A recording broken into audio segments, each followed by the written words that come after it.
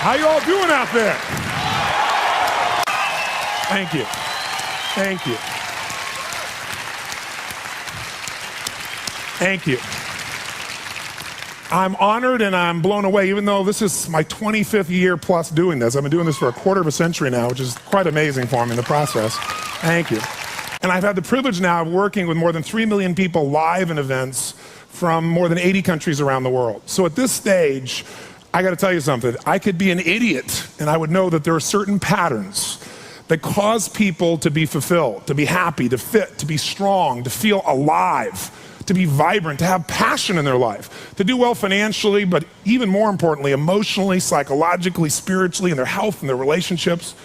And there are also patterns that make people frustrated, overwhelmed, depressed, sad, lonely, cause them to be struggling financially, struggling with their body, struggling intimately. And those patterns, they're not because there's something wrong with somebody, it's because of a pattern that we're doing.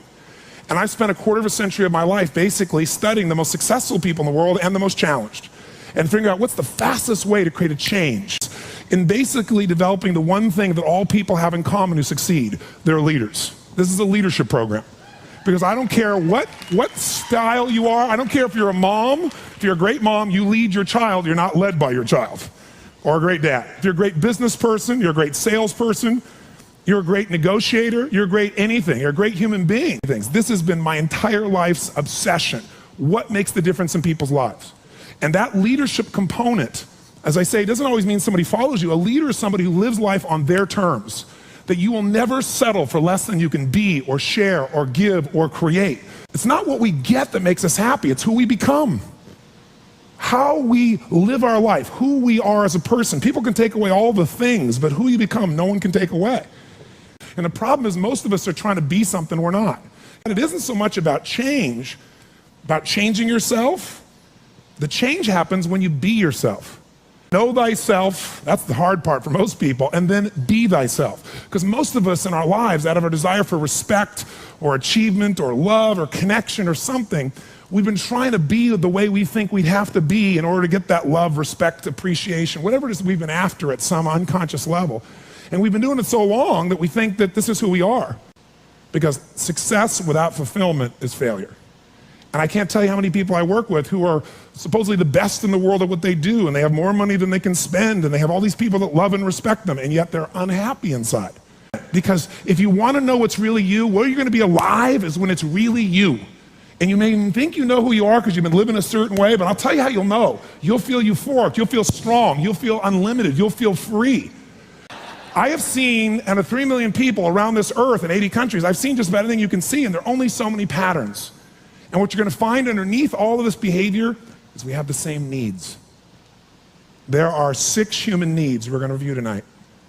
When you understand what those needs are and which ones you're focusing on, you start to understand why people do the crazy things they do, including you and I. And you begin to understand, hey, there might be a better way to meet my needs, and I don't have to get caught up in this game of stress and frustration and upset, or I could really help this person I care about, because I could see what's really going on. Part of what we want to accomplish here as leaders is we want to become practical psychologists.